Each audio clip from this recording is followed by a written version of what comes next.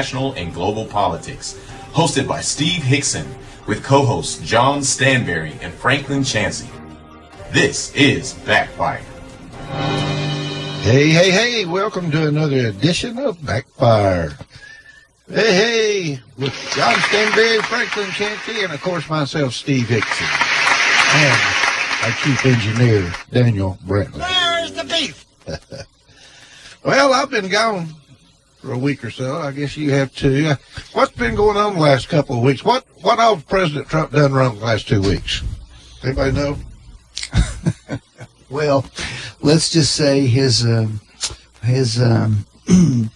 diarrhea of the mouth continues. But I think that's just a given at this point. It's almost not news. If he didn't talk about the fake news, he wouldn't have anything to talk about, would he?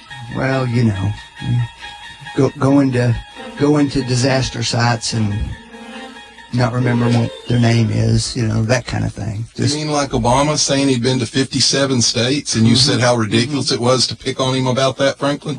Things like that? Yeah. Things human beings actually do, especially when they've got 10,000 things going on in their head. Sure. Does he have 10,000 things going on in his head? No. I'd say His golf score, maybe? Yeah, I don't know. Well, last time I checked, Franklin, unemployment was at historic lows. The stock market was at historic highs. Actually, it's not, John. Actually, it is, Franklin. No, it's While not. it has dropped the last month. This year. You're right. We've erased some gains, but we're at historic highs. Yeah, we were at historic highs when this year started. It's going to be the worst year in 8 years for the stock market. Because of the gains that it had already posted, Franklin. We're still nowhere near the stock market when Obama was in office, and we're damn sure not the unemployment rates. Actually, John, the stock market went up consistently. Yes, but it's gone up even more since Trump took Well, off. he's only been there 2 years, and one of them is going to be down. He's been there 2 disastrous years. We're on from a track, Democratic Franklin, to have something Obama couldn't achieve in 8 years, and that's over a 3% GDP growth. Okay, maybe you will. We'll see. No, it hasn't happened yet. That's one of the problems, Franklin. Not you will. First of all, We John, will. We will. All of America will. Here's the difference, John. The difference is that I actually will be glad if that happens. The truth is, you tried every way in the world to undermine everything. That's not true, Franklin. Yeah, it is true. That's not true at all. When Obama did things I thought were good, I complimented him. When he killed Osama bin Laden, I said he did a good job. Guess what, Franklin? I posted about a Nazi concentration guard being deported by Trump, and buddies of yours here locally said my morals were in question. Did you agree then with the president this past week, John, when he attacked the person who led the raid on Osama bin Laden? No, I didn't think that was particularly the right thing to do, Franklin. But guess what? You criticized him for not going to the Memorial Day events, and you know what he said the next week in an interview? He said, I was wrong. I shouldn't have done that. I should have worked that out better. So that's a pretty decent president on a national televised interview 1 week later to say, you know what, I was wrong about that. Hey, was he wrong when he called the troops? Are you going to give him credit for saying on a national interview, I'm sorry I was wrong? I want to see that because I've never heard him use the words. Well, if you paid a little bit more attention, instead of going with your blind hatred, maybe you would have noticed that because it was a national interview. I didn't have to abandon my principles to support this president, John. So I don't know anything about this blind hatred. Well, one thing about this president, he's an American. Really? Yeah. There's no doubt in my mind about him being an American. Where's the beef? Where is the beef? You really didn't see the interview where he actually, the very issue that you were so enraged about. I wasn't enraged about it. I just think it totally reflects his personality. How did a man like you who watches gave an interview on national television? How did a man like you miss the fact that 1 week later, an issue you were so upset about, he actually did an interview and said, I messed up, I should have done different. Probably because Fox News kept running the clip of him saying the thing he was most grateful for was himself. I saw it on Fox News. Well, I didn't see that clip on Fox News when I watched it on Fox News. You know why? Because your side doesn't treat him with any watching Fox degree News, of fairness. What did Obama say about President Trump this week? I don't know. I didn't see anything about it this week. Well, he's always got something to say, but You know how President Bush had the decorum I saw to that he leave was. Obama I saw that alone? he was visiting President Bush in his home this week. You mean the President Bush that was decent enough not to interject himself into the Obama's presidency? That President Bush? Yeah. That had the decorum and the decency of almost all Donald former Trump presidents? does not get to complain about decorum. That's just not one You of the mean things like on his you plate. mean like Bush chimed in when Obama said that we were all ingrates who just clung to our Bibles Yes, he and our used the word guns? ingrates, didn't he? Franklin, Did you his just wife make that said up? she had never been proud of America. What did That's Bush not say what on she any of- said She either. did too. You She can't said, even get the quotes Franklin, right. the quote was, "This is the first time I've ever been proud of America." That, in essence, means she's in never essence. been proud of America In before essence. because he's not American. then. Well, Franklin, what does "this is the first time" mean? It means there was no other time. So no other time in Michelle Obama's life she had been proud of America. Okay. Did you live her life? You don't know what it was like. Well, for I her, don't do know, you? Franklin. I think ridding the world of the Nazis was probably some time to be proud. Was she around for that? Franklin, I wasn't around for that, but I'm proud of America for it. Obama's got today and said New York Times and Fox News are basically people that read the New York Times and the people that watch Fox News are just total opposites. That's what Obama quoted this week. Now then, why would he say something bad about Fox News, I wonder, and try to build it up to the New York Times? You know, if you read the New York Times and you watch Fox News, what does that make you? Well-rounded. That's a good answer. I do those things, though, so thank you. I wonder if you really, did you even turn it to Fox News this week or anything? Sure. Was it you or your wife that turned it there? Oh, no, she would never turn on the political news at this juncture, ever. Oh, she doesn't allow it in the house? Oh, she'll allow it. She just doesn't like it. Yeah. How was your trip to Memphis this week? Or last week? Pleasant. Good. Lots of food. Are your in-laws Republican or Democrats? Oh, they're serious Republicans. They're serious Republicans. No, we've sort of achieved a truce, you know. Did you have any turkey talk? Turkey talk? Yeah. Political turkey talk? That was before the turkey talk. Any political talk at your table this week? Not a ton. I mean, there's not a lot of, my daughter has some disagreements as further, but, you know, what's funny about her is as she's getting older, a little thing called reality is intruding on some of her, Thank you. more liberal, philosophies. How in the world did you have a daughter that's got anything liberal in Well, her because system? this generation is sort of been brought up like that. The schools, I personally, and Franklin can freak out about this, I think the schools have indoctrinated our kids. I think that when 32 or 3% of millennials think that socialism is an acceptable form of government, those kids haven't been educated on the actual facts on socialism. By the way, there's an interesting study on millennials. 17% of 18 to 35-year-olds think that a man asking a woman out for coffee is sexual harassment.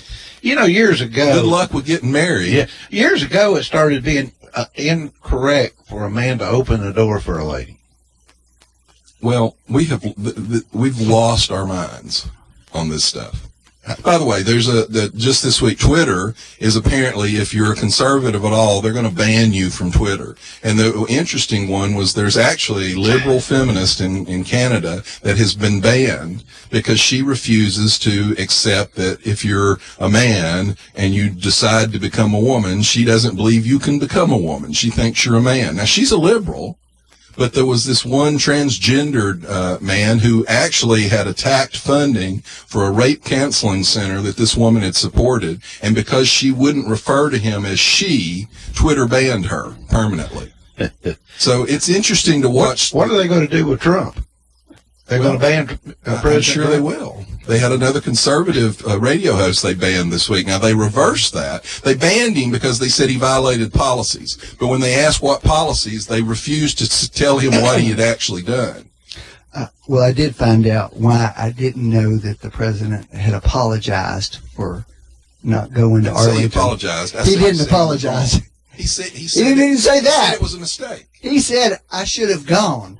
I should have gone, That's what he Franklin. said. That's a public admission that he was wrong. And then said, but I was busy making calls.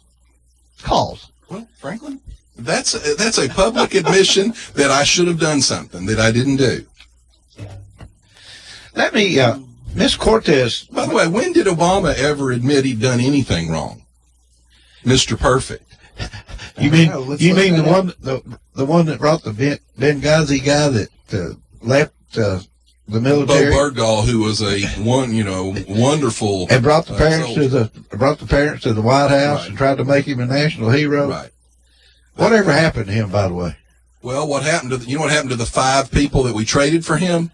They are back in the Taliban senior leadership as we speak. Well, we knew that was going to happen, but what happened to him? Whatever happened to him? Did he get any jail time? No. Is he free? 5 or 6 men died looking for him. Well, I thought he was charged with. He was charged, but I forget what the final decision was. It was he was not convicted of what it was, which was desertion. Whatever it was has been covered up because you don't see anything in the news about it, right? Nope. Miss Cortez, she just made a nice deal. The migrant caravan she's relating it to Jews fleeing Nazi Germany. Right. What do you think about what should we do with these people at our borders? We should follow the law. And do what? It's not that complicated. Tell me what we should do then. The law's very clear All right. about this. They got to come through a checkpoint? No, it doesn't say that. Just come in, just open borders? Is that our law? No, you set up the checkpoint there and allow them to fill out the paperwork that they're supposed to do. Well, That's what you do. It's not complicated. The national president of the Border Patrol Association said that when they were clashing, and all of Franklin's people are now criticizing the use of pepper spray and tear gas, that there were 15 agents standing on the Mexican side of the border, which that group walked right past. Now, those agents were standing there with the appropriate documentation to take asylum claims. They went right past them and charged the border. The president issued a directive to stop them before they got onto U.S. soil. Franklin, where are they supposed to apply for asylum? On U.S. soil. No, you're wrong. They're supposed to apply in the country they're from. That's what it actually They says. can go to any U.S. embassy. That makes no sense. It does, Franklin. It makes absolute sense. That's not what the law says, John. Franklin, they had agents at the border ready to take it. The men, and by the way, even MSNBC had to admit that they were mostly men in the group. Almost all men. So we've listened to your side for a month now, go, oh, it's women and children. MSNBC reporter had to say, you know what? It's mostly men. And they've identified at least 500 known criminals in the group. And that's just the ones they've actually seen. And they actually were walking among them and had photographs of the MS-13 tattoos, which are actually very prominent on these people around their necks in the group. But yet, your side still says there are no criminals in the group. You have U.S. senators that actually said they gave an absolute statement. There are no criminals in the group. As opposed to the president saying there were terrorists in the group? Franklin, Really? I don't doubt that there aren't. And to answer your earlier question, John, in 5 minutes, I were able to find 3 quick examples where Obama apologized. Starting with 2 weeks after he was inaugurated, he said, and I quote, "I screwed up on the appointment of Tom Daschle as DHS secretary and kept pushing that." In 2014, he said that he had screwed up by underestimating the strength of ISIS in Syria. And in 2016, he gave an interview and said that was the biggest mistake of his presidency. But it only took me 5 minutes to find out. But Franklin, here's the problem with that. But you said Obama never did. Franklin. The man said, like on the ISIS thing, that was like 2 years later after we had men and women who had died at their hands because of his screw-up. You are the one who said he never apologized. I said it took me 5 minutes to find 3 times. Which one of us was right? Well, I guess you were right. He apologized. Okay. All right. I personally find those somewhat. I screwed up. Where's the beef? Franklin, he screwed up on an appointment in his own. It was his the own biggest mistake administration. of my presidency. That's what he said. But you know what? You're right about that. So let's talk about that for a minute. Trump says I should have gone to a cemetery visit, which he should have. And he said that, I should have done that. Obama, I made a national security mistake that cost us tens of millions of dollars probably and actual U.S. lives, and you're going to compare the two. You're going to use that example after the Bush decision to invade Iraq? Well, look, Frank, Cost us $1 trillion, I'll argue that. tens of I'll thousands argue of that lives? with you all day because you know what? That is looking in hindsight. Because That's what you just did. Everybody in the world. No, Franklin, we said at the John, time. there's no Everybody in the world on the Republican side of the aisle knew what ISIS was. John, do your legs get tired from jumping up and down off of different horses? George W. in the middle of the Bush stream all the time? and all the rest of the world. I'll just change my point right now. thought that Saddam Hussein had, and by the way, we actually did find weapons of mass destruction, but the media doesn't report on it. Yeah, there were they over did, John. 200 Scud missiles found in the desert, tipped with VX. Scuttled And ones from the they previous were conflict, hidden. They were buried in hidden, the Franklin. desert, that were useless. They were tipped with VX and sarin gas, but the media never reported that. And where do you think Assad's chemical weapons came from? They came from Iraq. Well, let me get back to my original question. You have a question in there somewhere? I'm sorry. Well, What it was what you thought we ought to do with the people at the border, and you said let them in. What was? I didn't say let them in at all. I said follow the law. If you don't like the law, change the law. I thought you said let them in. This is how inane and stupid the Republican Party's been. They've been in charge of everything for 2 years. If they don't like the law, change it. Franklin, does Jeez. the law say that you have to lawfully come through the border? It says you can come in to do that, John. No. That is what I'm it says, saying, in fact. is the letter of the law that if you're not a legal citizen or you don't have a green card or you don't have something like that, does it say that you're not supposed to cross the border into our country? The asylum law or the other law? Is it illegal for Not to non-citizens make an asylum claim. It's not illegal, Franklin, John. no, you're wrong, Franklin. They have to, they're actually supposed to make those claims in their home countries. If they get here through, let's say they have a green card and something changes in their home country and they're now a persecuted group, then yes, they can apply in the country. But if they cross into this country illegally, they're a criminal. They're not supposed to be able to apply for asylum after they illegally enter the country. And the group down there, Franklin, charged the border, waving Honduran and Mexican flags and throwing rocks and boulders at our agent. I am reading from the official government website here. To obtain asylum through the affirmative asylum process, you must be physically present in the United States. Legally! No, I know it doesn't say that, but that's a lawyer and you know it. They are supposed to legally be in the How can country. you possibly... Illegally, it says okay? physically present, not legally. Are green card holders physically in the country? Are green card John, holders physically in the country? Listen to the words, John. No, I know what the words No, say, you Franklin, don't. because You nobody must be actually thought physically- that your side would defend Let me read it illegal again. activity. Let me read it again. Read it, Franklin. Read To it again. obtain asylum Yes, through sir. the affirmative Absolutely. asylum process, Absolutely. you must be In the country. physically present. Right. And You're let me absolutely finish. right. Let me go to the next sentence, You're right. John. You may apply for asylum status regardless of how you arrived in the United States or your current immigration You're right, status. Franklin. That is what the law says. That's because If you the don't law like never. the law, You're right. change the Listen law. to me closely. The law never thought the Democratic Party of the United States would actually condone illegal activity, which is what you all do. And you might as well admit it. You're for open borders. Just admit it. You are for open borders. Answer this, Franklin. It's Could any of those impossible to argue people, with somebody who can't in grasp the Honduras, fact. could any of those people in Honduras have applied for asylum in Honduras? Theoretically. Every damn one of them could. And that's what they If were it was supposed safe to do. to do so. Every one of them was supposed to If it- do that. no, well, it's fine, not the Franklin. case, John. Why is it not safe in Honduras? There are death squads All right, all so over let me ask you a Honduras. question then. Under your logic, every single citizen of Honduras is entitled to come to the United States. I didn't say that, Yes, John. you did.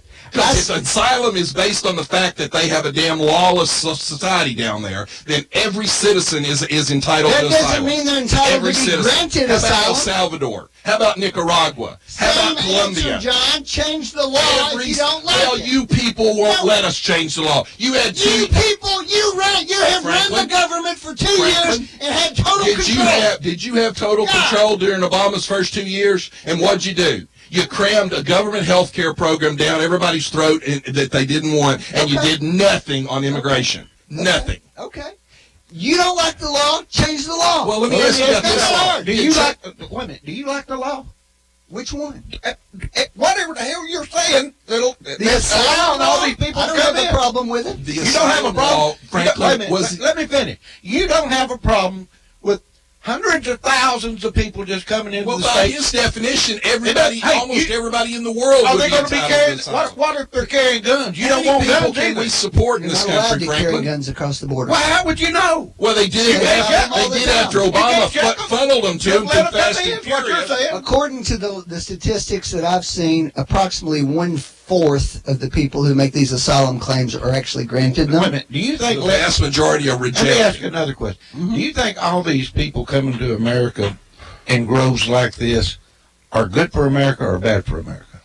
Oh, I think that by and large, the people that we would want to come to America are people who are so desperate to get here that they would walk thousands of miles carrying children with them. Those are the kind of people that would have the work ethic we want and the ideals that we want. What Generally skills and speaking, training, Franklin? To get what job? None. the menial ones that our Franklin, citizens apparently the don't want to do. majority of these people end up on our own social welfare programs. That's not true. It is either. true. That's not true. Where do you think they're going to end up, Franklin?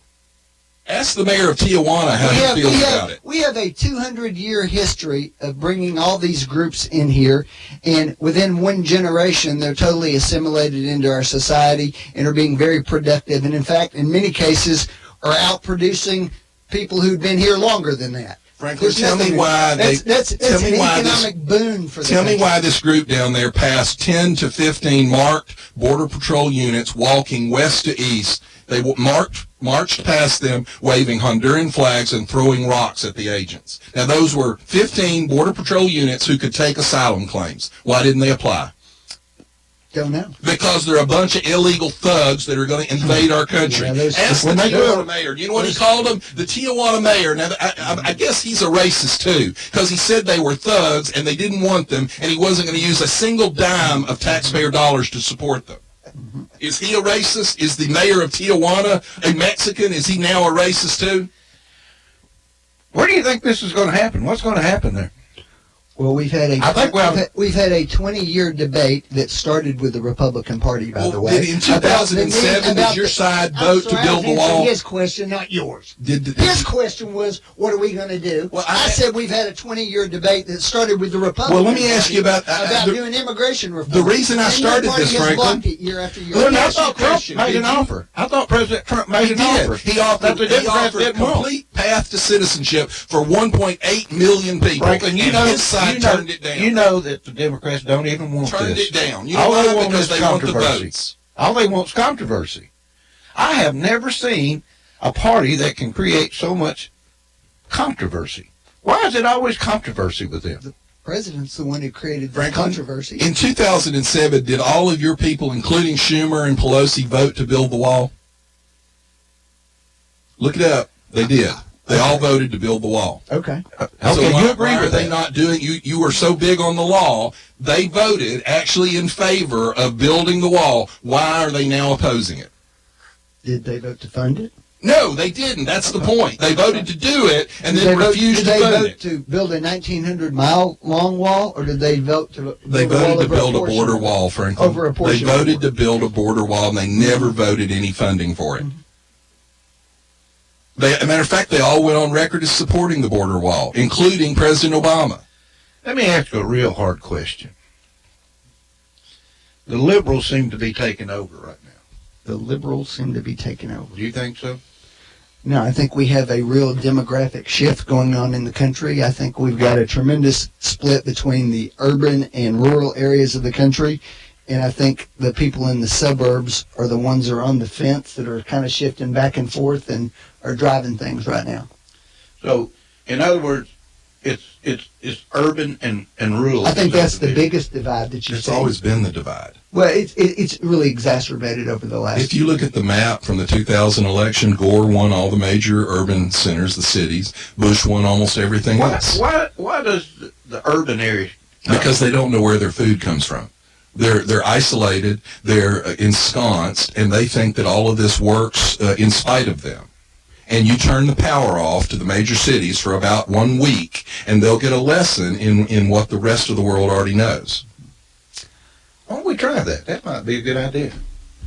I can't imagine why all those rural people moved to the cities, since it was such a paradise where they were. Well, I can't imagine why they move out Because they of couldn't make a living California there. They to. couldn't feed their families because they had no hope for a better life. No, they wanted to Franklin, get away. the vast majority of them move there now because of the cultural issues. Many They're of them online and they moved want to there be cool. in the and 50s and 60s to avoid.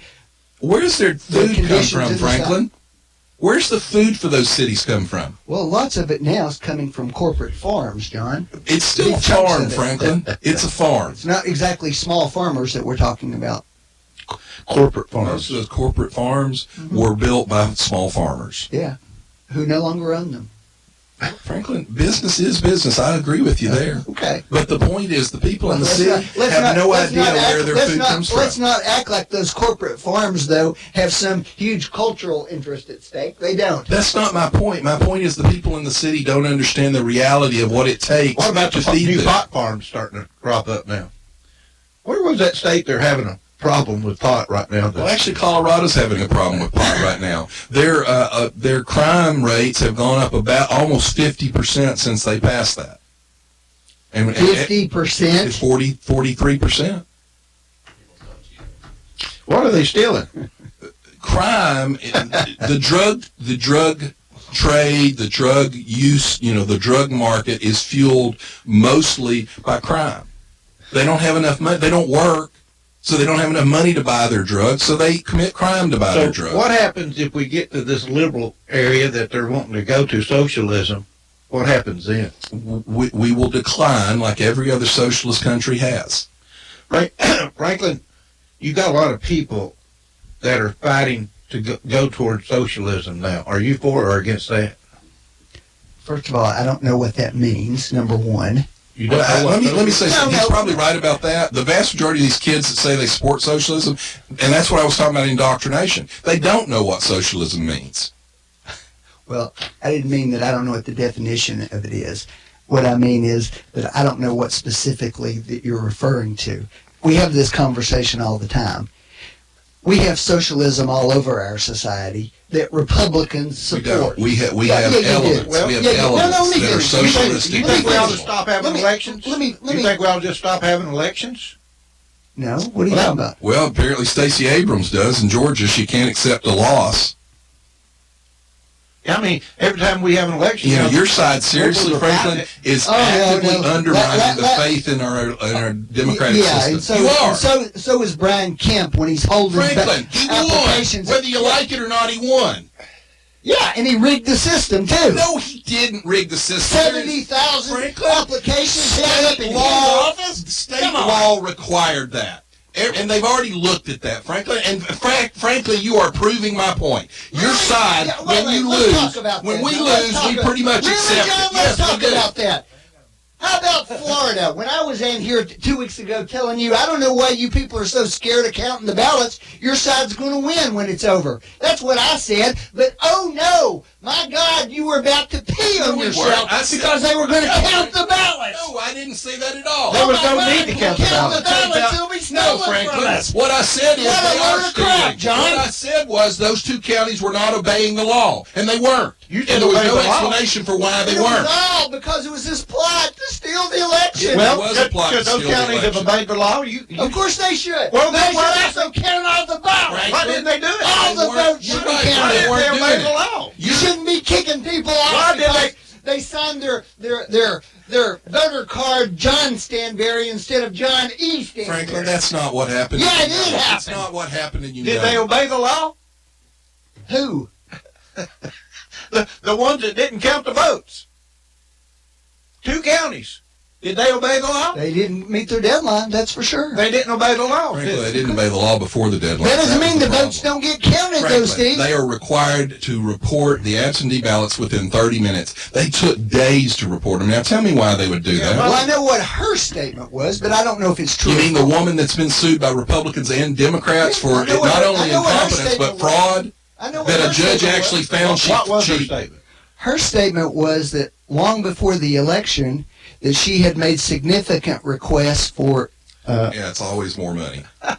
That's a different... for upgrades in the machines that they have to work with. Now, every other Whether county in the that's true or state of false, Florida I was don't able to know. do Nobody else it, in the including world the has a problem with hurricane-ravaged counties, but not the Democrat counties. Well, that's not true. We still have one race out there that's not even finished counting. Let's take a break. We'll be right back.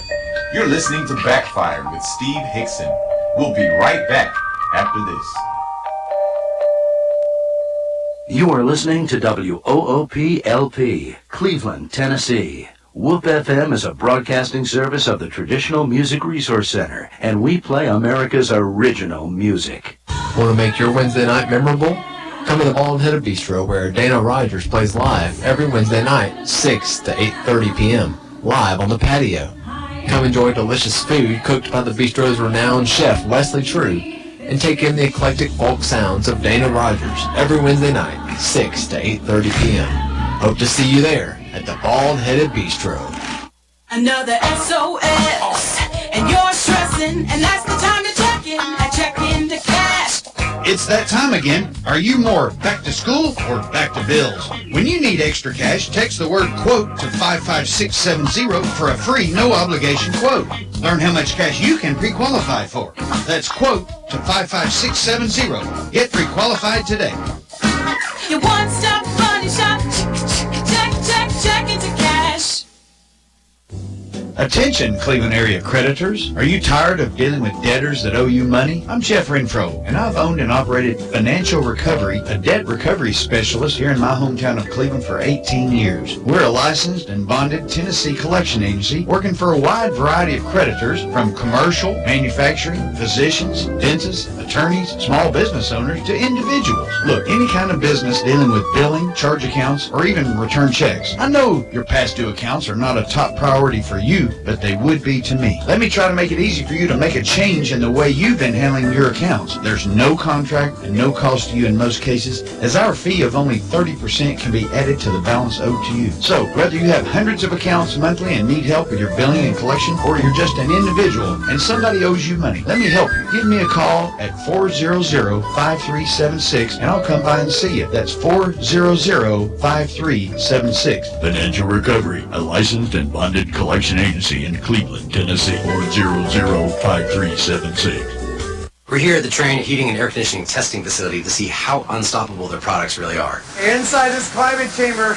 it's raining incredibly hard on this Trane AC unit. Clearly, it's hard to stop the train.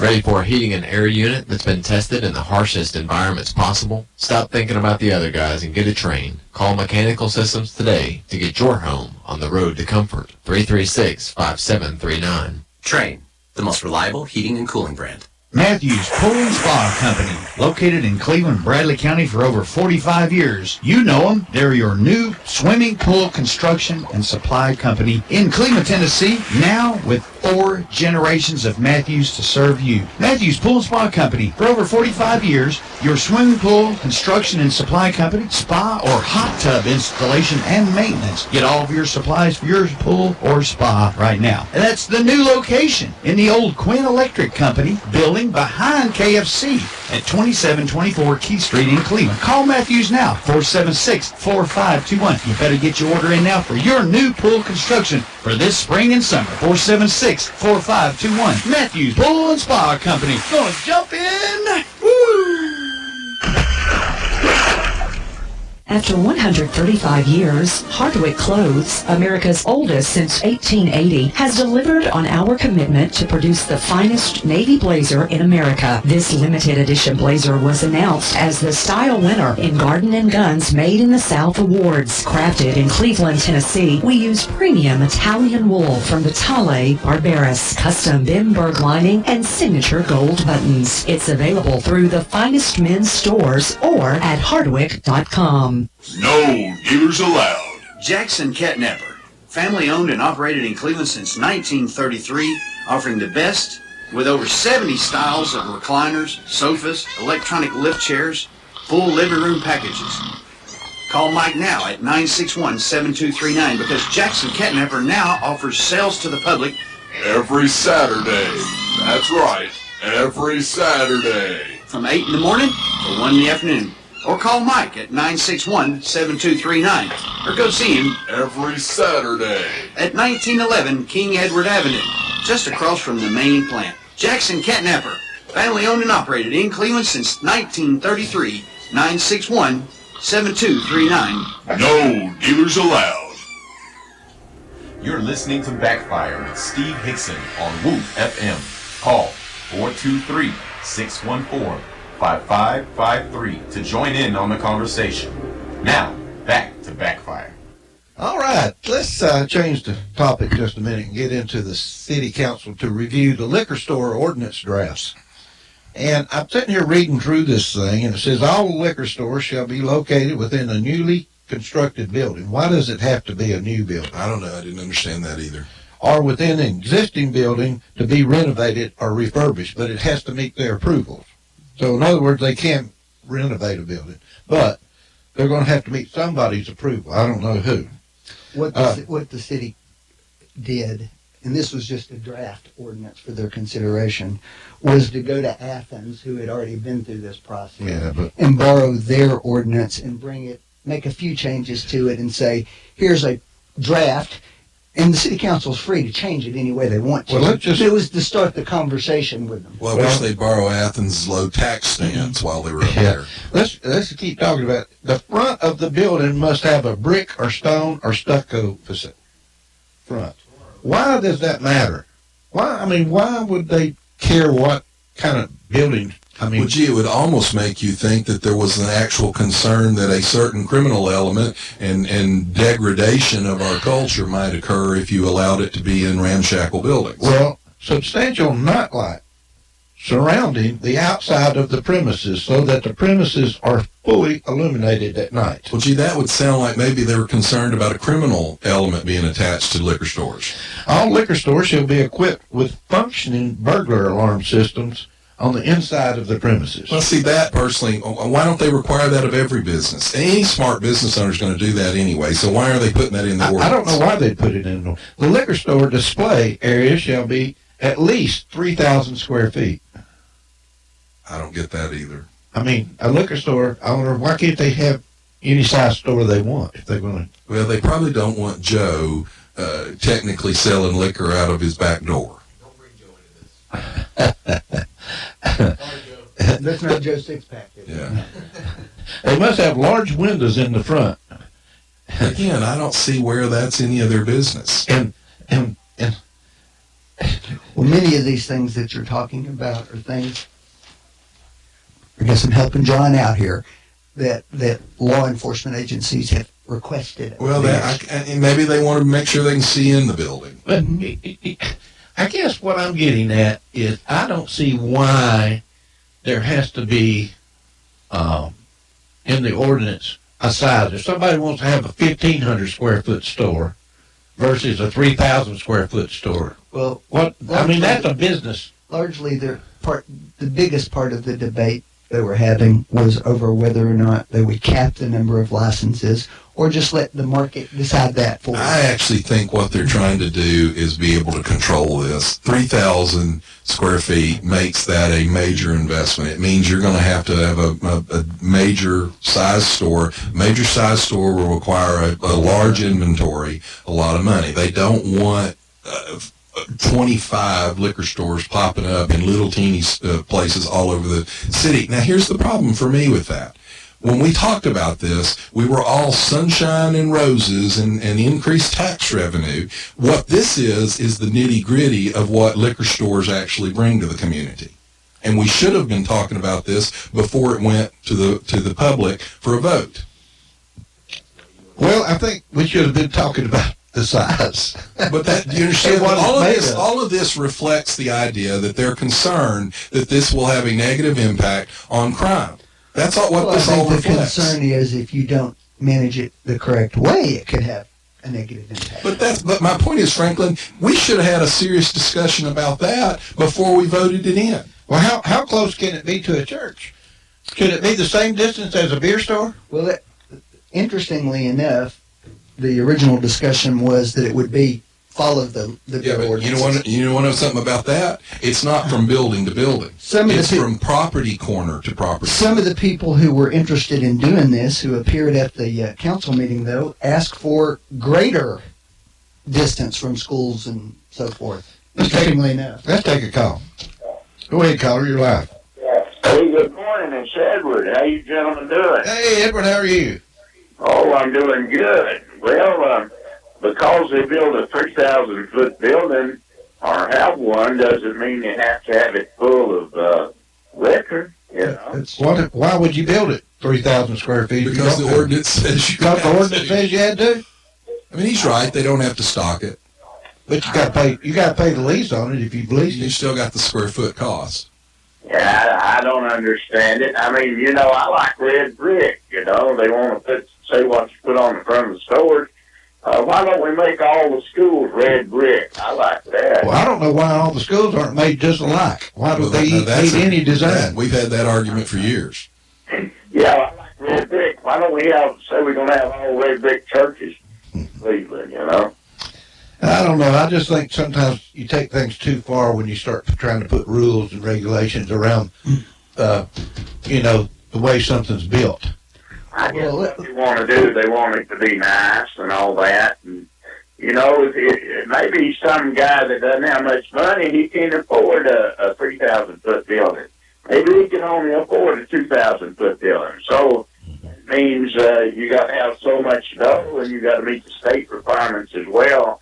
I understand whatever those are that I don't know. I guess the way they're looking at it is if they can't afford a 3,000 square foot building, they don't need to be in business. Well, they're concerned that if they can't afford that, they won't run the business well. That's right. And again, I'm falling back to what I said all along. They're concerned that this will have a negative impact on the community. They're also getting into the hours of operation. Well, look, as I understand it, one of them's over there off Paul Huff, which is, hell, you could throw a rock from it to the school there. Now, what really bothers me is I was involved in that whole debate about when Home Depot came in. And we discussed how close that was and what it would do to the environment of that school. And I was told at the time that, that's just up to Mouse Creek Road. And from Mouse Creek Road over to the interstate, that'll never be developed because that's a state fence. Well, guess what? That all fell down, and now we're even putting a liquor store right at the school. But by all means, we all care about the kids. Where's the beef? Well, it's got to be, they're talking, the liquor stores, 185 feet is what the beer is, and now they're wanting 500 feet for the liquor store. Well, who's they, first of all? But who? I guess that's what they're talking about. Interestingly enough, people that were at that meeting. Interestingly enough, the draft that was submitted to the council mirrored the beer store distances. Okay. Well, some people who were at the meeting who apparently have an interest in putting these stores up asked for that distance to be expanded. That was interesting. Well, look, here's my point. I think that's fine. Franklin's right. I think that's good that they asked for that. My point is, this should have been done before we voted it in. We were sunshine and roses, and this was all about increased tax revenue. Now we're actually into the nitty-gritty of what this actually means. Well, what's the negative part of this so far? I haven't heard anything that's bad. Franklin, why would you be requiring all these things if you weren't concerned about the impact on the community? Well, gosh, John, we do all kinds of things that the implementation is where you have to do it right. But my point is we should have been thinking about this before the election, before the vote. Well, John, I forgot, though. Chick-fil-A right now, our school just rejected Yeah, Chick-fil-A. I got that printed. Actually, what they did is they allowed the students to vote. Right. Chick-fil-A was the number one choice, and then they said because they were so inclusive, they were going to exclude them. All right, caller, anything else? Oh, well, my Rusty's didn't have any. I never had Rusty's, you know. Well, I did. They didn't have any windows at Rusty's, I don't think, so you could see in. Yeah, most people. They didn't have any tax stamps at Rusty's either. What really bothers me is that less than 50% of the people that registered in the city voted, you know. Does that mean that the other people doesn't care, or that they're just too lazy to vote? Both. All the above.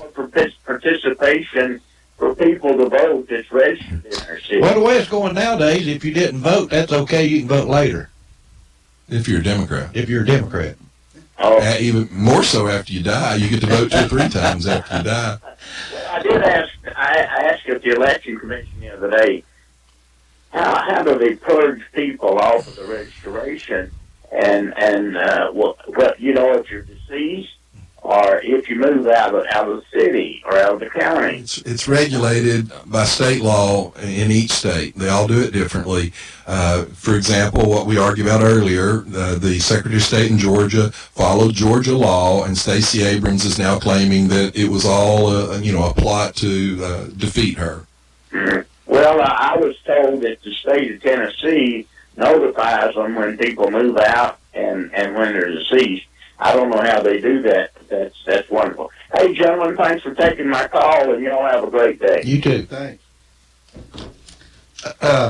Anyway, I guess liquor's coming.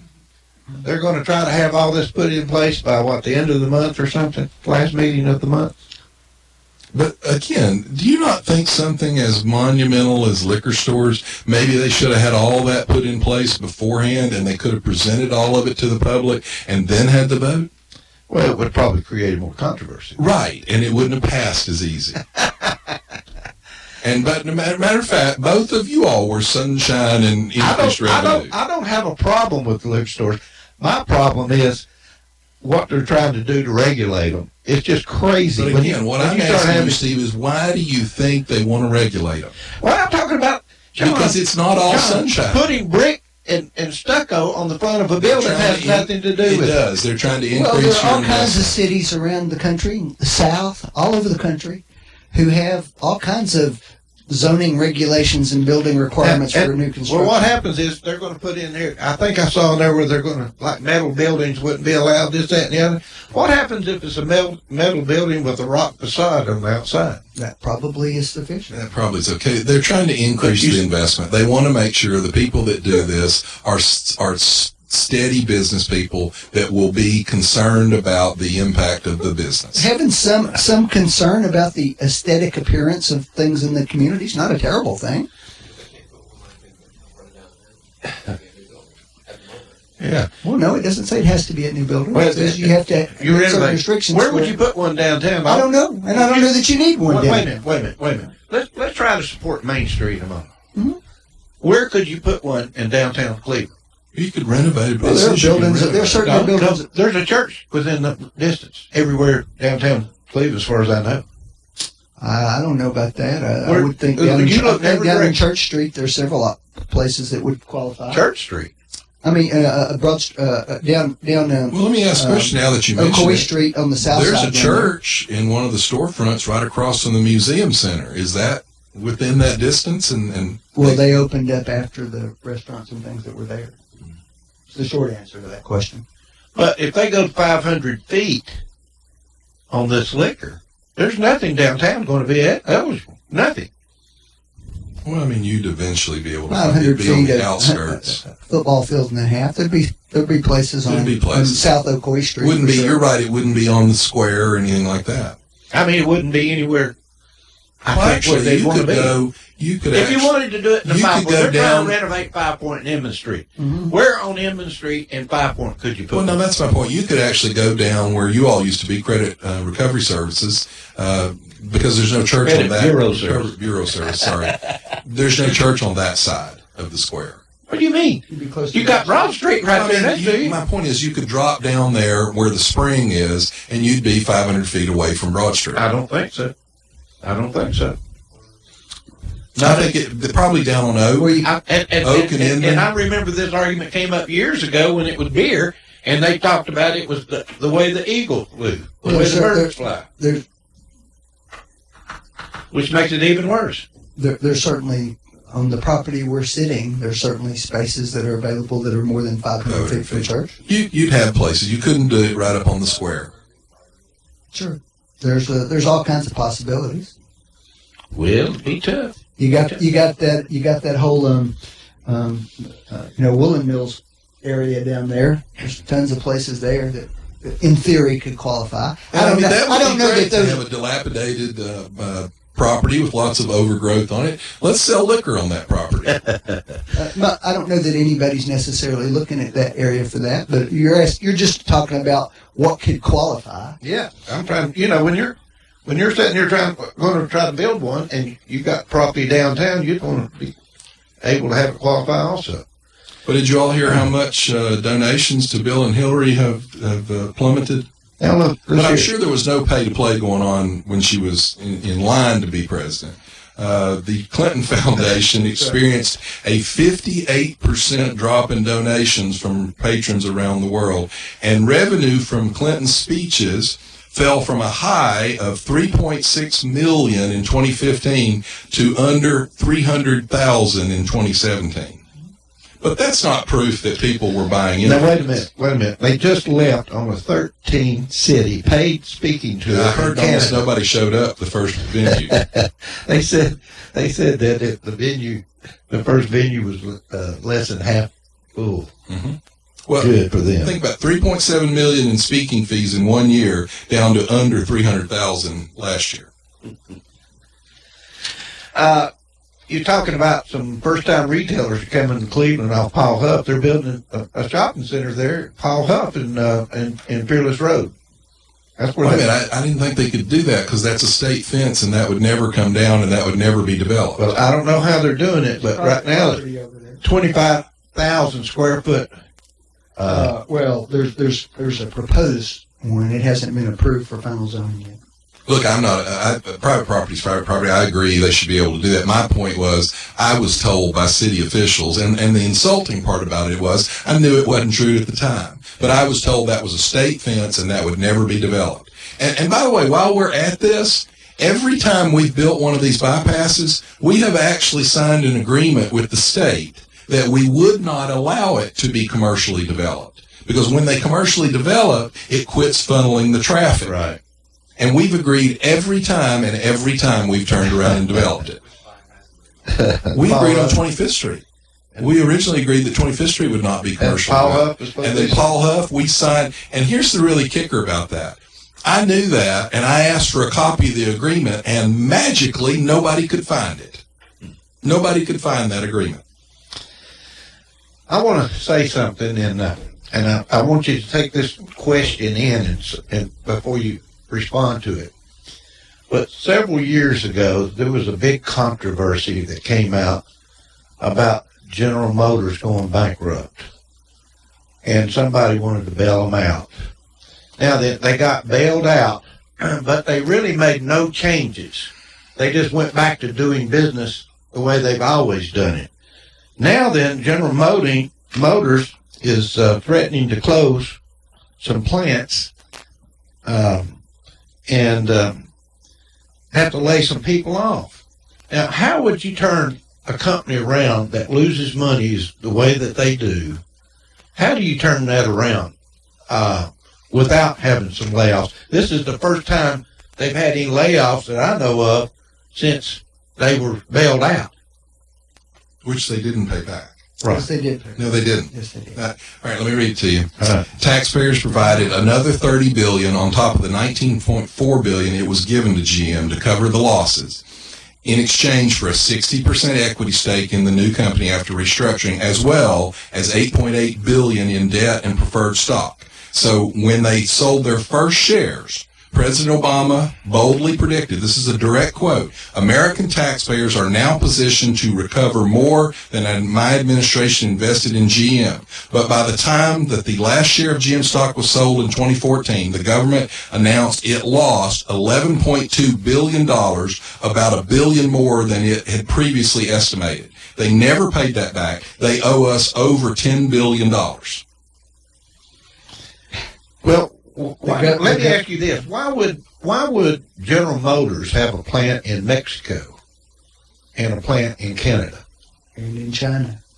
Okay, in China. Well, actually, the China is easy to explain. They sell more cars in China than they do the rest of the world. Okay. Now, they don't make as much profit in China, but they sell more total vehicles. But part of this is Mexico and Canada. Part of this is failed liberal ideology. The plant they're closing is an electric car nobody wanted, that the government crammed down our throats and told everybody electric's going to be great. Well, nobody wants a car you can't go more than 50 miles on.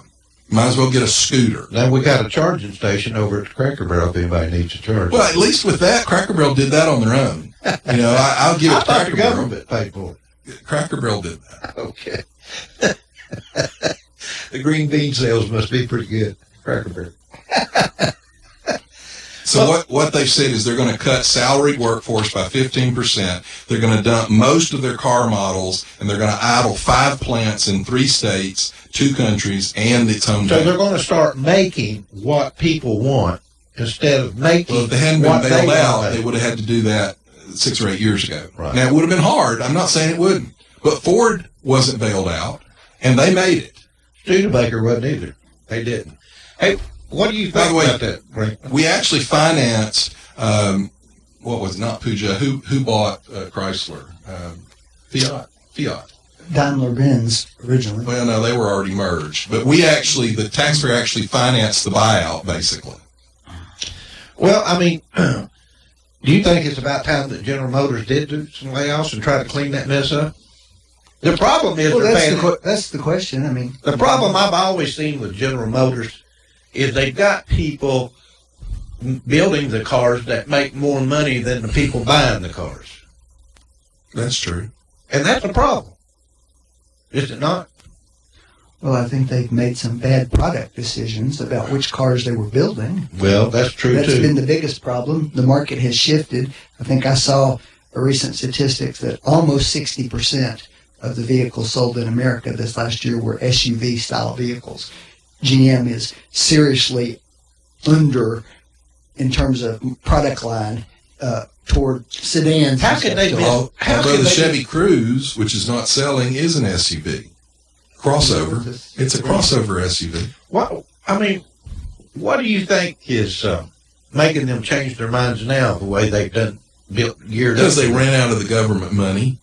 So in other words, they don't have any. Well, what do they tell you about? Actually, the facts are that since the bailout, they've generated over $100 billion. But they didn't pay us back all of our money. Over $100 billion in profits. Why are they downsizing now then? Well, you can. If they've made all that profit. Look, the government is sold, kind of like my argument with the liquor stores here. The government sold, electric's the way to go. GM took a boatload of taxpayer dollars, and so they bought into it and went, okay, you want electric cars? We'll build electric cars. Well, guess what? The commercial market didn't want the electric cars.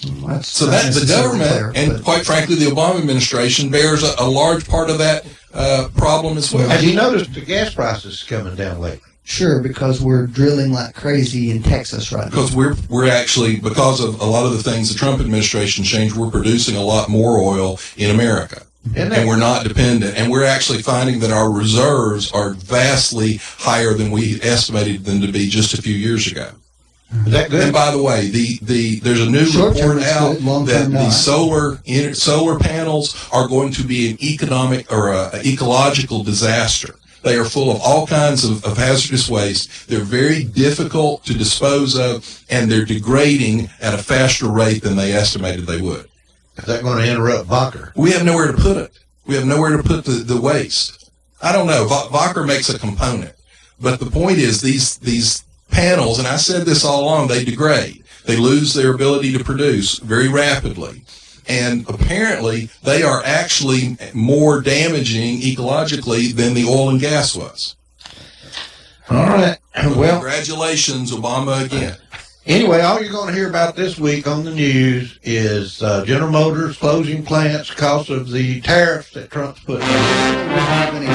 Because the president boasted. We've got to hear. We're going to be hearing more about the Russian hoax, I guess. I mean, the Russian investigation. What else are we going to hear this week? Let me tell you something you won't hear. This is not political. Franklin shouldn't get upset about this. A research study, and the guy actually, the lead researcher fought against this, but they have more or less concluded that Adam and Eve existed. Are y'all listening? Yeah. Adam and Eve existed.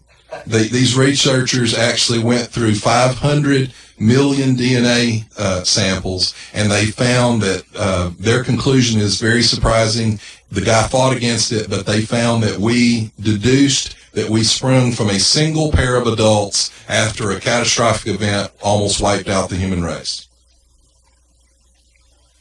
And here's the kicker on it. They're saying that it happened fewer than 250,000 years ago, which brings doubt on the whole theory of evolution. Now, and these researchers were not in favor of this. The head researcher fought against that conclusion, but he said that that's where the results ended up. Franklin, I'm glad you got that out of your wallet. Franklin just had me swap a $20 bill with him. Why is that? Because this one's got Donald Trump lives here. On the back of it, it's got the white picture of the White House. I like that. Well, Franklin's had to leave. He's got to go to work, I hope. And I guess we're about through for the day. By the way, federal tax revenue under the tax cut, October was the first full month under the new tax year, has set a record. What do you? It's increased, not decreased. We had a tax cut, but government revenue actually went up. You think we're going to get another tax cut? Not from the Democrats. They want to reverse all of this. I know it. It's amazing. So, just so you can understand, last October, they set a record of tax receipts last October, and it was $3.8 billion. That was a record. This year, tax receipts in October is $8 billion. So we went a record 3.8 to 8 billion because of the Trump tax cuts. Well, before we leave today, I want to say something about a guy that I thought a lot of, Clyde P. Dab Matthews. He just passed away recently, and he was a loyal fan of Whoop Radio, and just really a great guy. And he was always bringing things to us, and just a good guy, just always involved in a lot of stuff around the community. And he had an antique thing over here in this antique parlor, and he was always dealing with antiques and different things. But I just want to say, P-Dab, we'll miss you. And anyway, with that, I'm going to say goodbye, and we'll see you next week. Bye-bye. You've been listening to Backfire with Steve Hickson, John Stanberry, and Franklin Chansey. Catch them again on Whoop FM at noon today and every Wednesday morning from 7:30 to 8:30. Now, back to more music on Whoop FM.